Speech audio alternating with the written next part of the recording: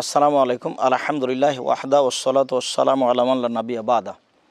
সম্মানিত দর্শক মণ্ডলী, আমাদের আল ইতিসাম টিভিতে জিজ্ঞাসা করা হয়েছে, অসুস্থতার কারণে গত বছর সব সিয়াম রাখতে পারিনি, বর্তমানে শারীরিকভাবে অসুস্থ, এখন আমার করণীয় কি?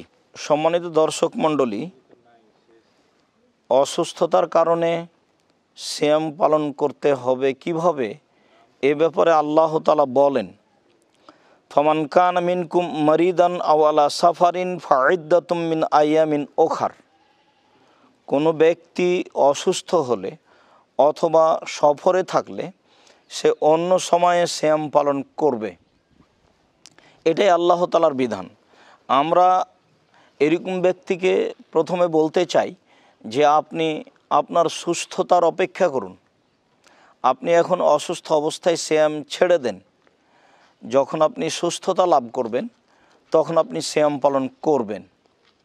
আব্দুল্লাহ ইবনে আব্বাস রাদিয়াল্লাহু তাআলা আনহু বলেন যে কোনো মানুষ যদি বৃদ্ধ হয়ে অসুস্থ হয়ে পড়ে, যার ভালো হওয়ার তেমন আশা করা যায় না, তাহলে সে প্রত্যেক দিন একজন মিসকিনকে খাদ্য প্রদান করবে।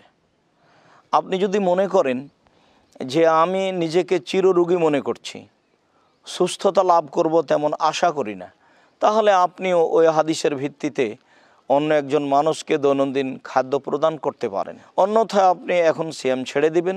অন্য সময়ে যখন আপনি সুস্থতা লাভ করবেন তখন আপনি সিয়াম পালন করবেন।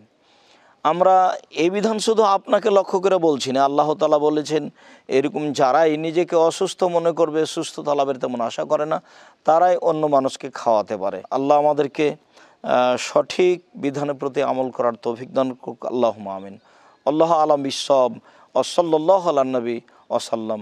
আসসালামু আলাইকুম।